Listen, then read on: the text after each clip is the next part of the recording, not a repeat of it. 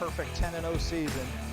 You better believe the Stallions are going to be focused right on number 72, who has been player of the game every game I've seen him. Gabriel Hoover. Here we go. Brody to Shroud. Shroud, a good look, and already the Wildcats are on the board. Souter to Trostel. Bounce pass. Hoover off the glass, in like clockwork. Clemson having a lot of trouble. Clemson looking for help. Stolen by Hoover. Hoover gonna put it up and in. Here's Kearns. Patty, a football pass, but Trostel is so fast. Christopher knocks it out of bounds. Stallions haven't seen anything like this, folks, in the last 7 weeks.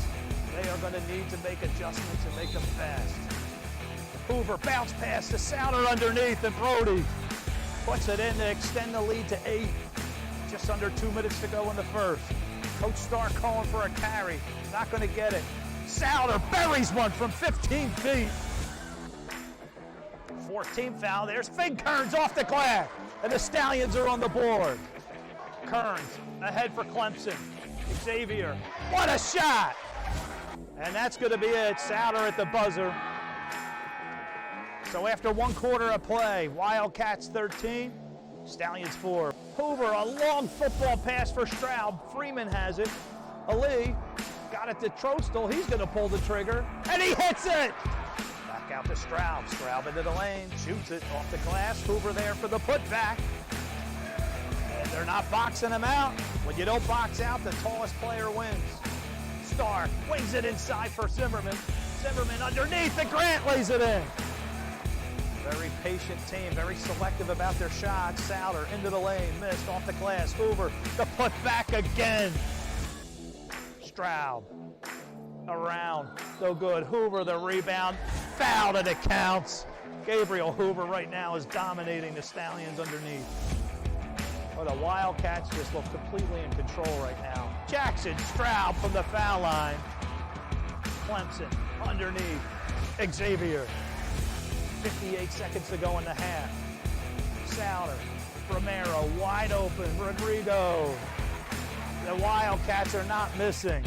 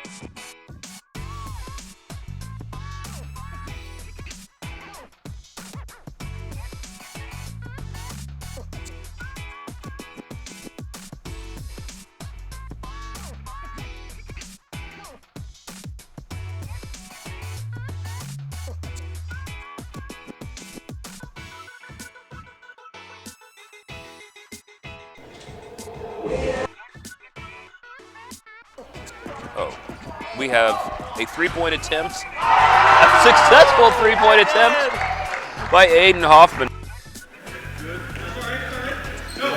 Here's Dorsini, Kane Dorsini for three. Yes. Got it to Weaver, back to Day. Day's gonna pull for three. Jeshua, yes! Yes, Jeshua Day!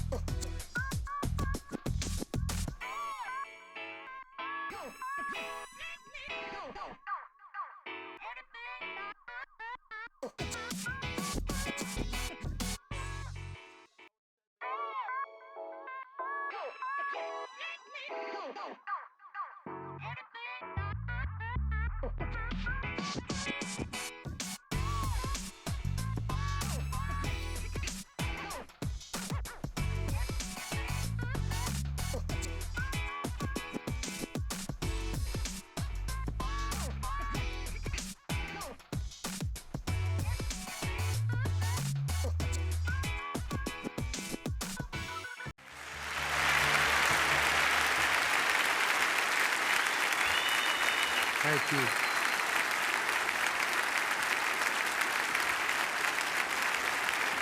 Thank you very much. Thank you. This is something I certainly will treasure forever. But as was said on the tape, I don't have one of those things going with the cue cards, so I'm going to speak longer than anybody else has spoken tonight. That's the way it goes.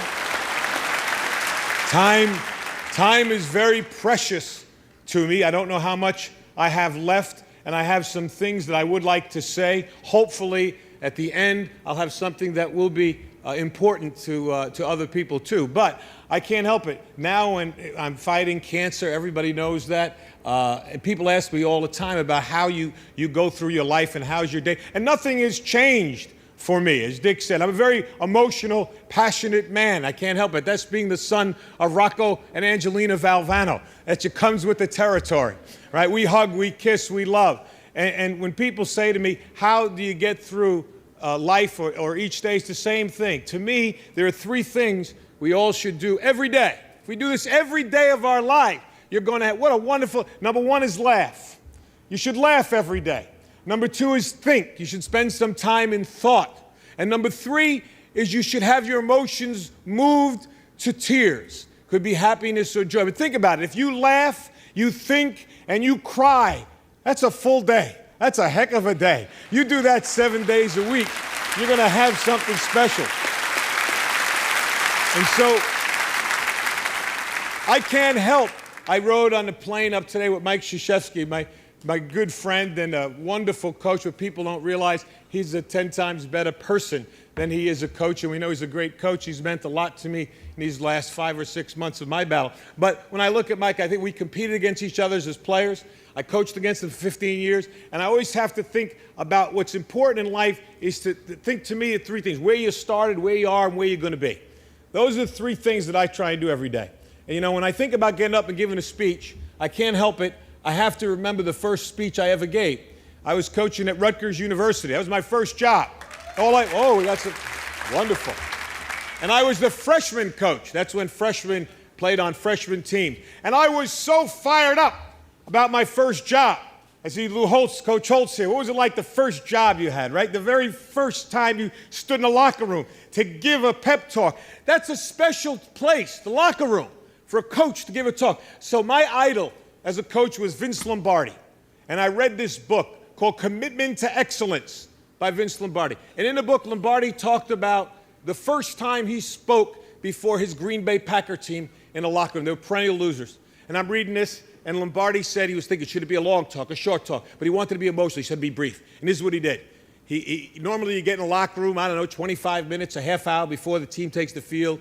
You do your little X and O's, and then you give the great Newt Rockney talk. We all do. Speech number 84. You pull them right out. You get ready. Get your squad ready. Well, this is the first one I ever gave. And I read this thing, Lombardi, what he said was he didn't go in. He waited. His team was wondering, where is he? Where is this great coach? He's not there. 10 minutes. He's still not there. 3 minutes before they have to take the field, Lombardi comes in, bangs the door open, and I think you all remember what great presence he had. Right? Great presence. And he walked in, and he just walked back and forth like this, just staring at the players. And he said, all eyes on me. And I'm reading this in this book, and I'm getting a picture of this Lombardi before his first game. And he said, gentlemen, we will be successful this year. You can focus on three things and three things only: your family, your religion, and the Green Bay Packers. And he like that. And the rest of it, they knocked the walls down. The rest was history. I said, that's beautiful. I'm going to do that. Your family, your religion, and Rutgers basketball. That's it. I had it. Listen, I'm 21 years old. The kids I'm coaching are 19. All right? And I'm going to be the greatest coach in the world, the next Lombardi. And I'm ready. And I'm practicing out right beside the locker room. The manager's telling me, you got to go in. Not yet. Family, religion, Rutgers basketball. All eyes on me. I got it. And now finally he said, 3 minutes. I said, fine. True story. I go to knock the doors open, just like Lombardi. Boom! It didn't open. I almost broke my arm. I was like, it was when it didn't open. Now I'm down. The players are looking. Coach, help the coach up. Help him up. And now I did like Lombardi. I walked back and forth, right? And I was going like that with my arm, get the feeling back in it. And finally I said, gentlemen, all eyes on me. And these kids wanted to play. They're 19. Let's go. I said, gentlemen, will be successful this year if you can focus on 3 things and 3 things only. They said your family, your religion, and the Green Bay Packers, I told them. I did that.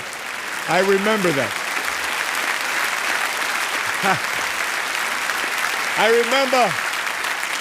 I remember where I came from. It's so important to know where you are. And I know where I am right now. How do you go from where you are to where you want to be? And I think you have to have an enthusiasm for life. You have to have a dream, a goal, and you have to be willing to work for it. I talked about my family. My family is so important. People think I have courage. The courage of my family is my wife, Pam, my 3 daughters here, Nicole, Jamie, Leanne, my mom, who is right here too, and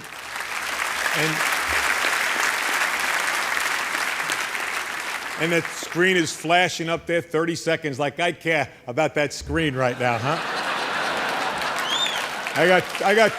I got tumors all over my body. I'm worried about some guy in the back going 30 seconds, huh?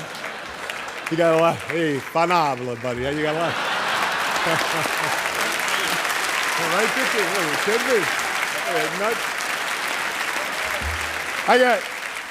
I just got one last thing. I urge all of you,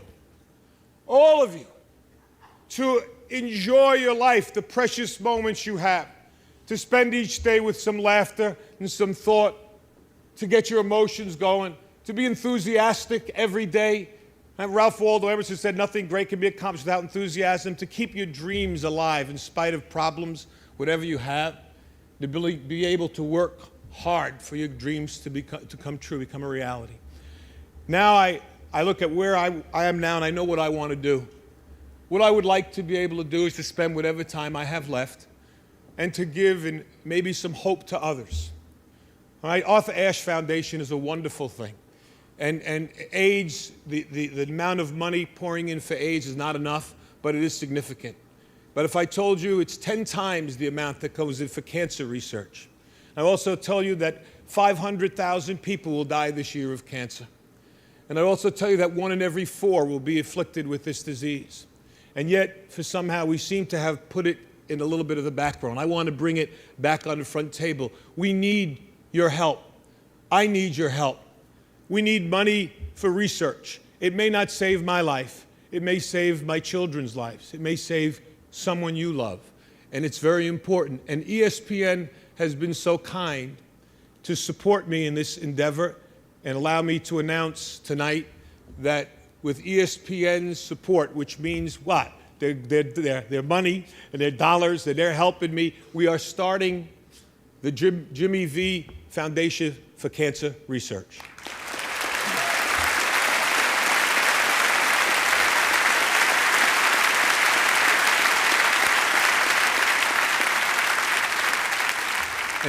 And its motto is, don't give up, don't ever give up.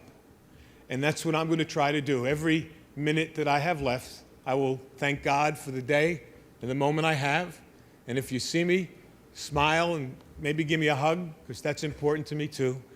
But try, if you can, to support, whether it's AIDS or the Cancer Foundation, so that someone else might survive, might prosper, and might actually be cured of this dreaded disease. I can't thank ESPN enough for allowing this to happen, and I'm going to work as hard as I can, for cancer research, and hopefully maybe we'll have some cures and some breakthroughs. And I'd like to think I'm going to fight my brains out to be back here again next year for the Arthur Ashe recipient. I want to give it next year.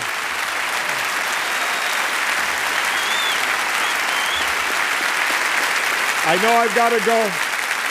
I've got to go, and I've got one last thing. I've said it before, and I'm going to say it again. Cancer can take away all my physical abilities. It cannot touch my mind, it cannot touch my heart, and it cannot touch my soul. And those 3 things are going to carry on forever. I thank you, and God bless you all.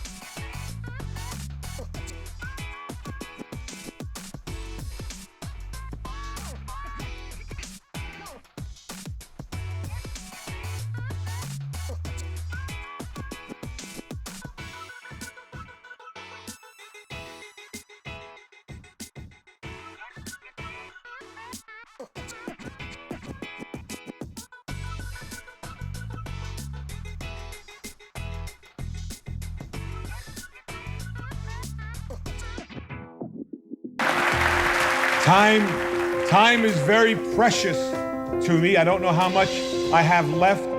Time is very precious to me. I don't know how much I have left.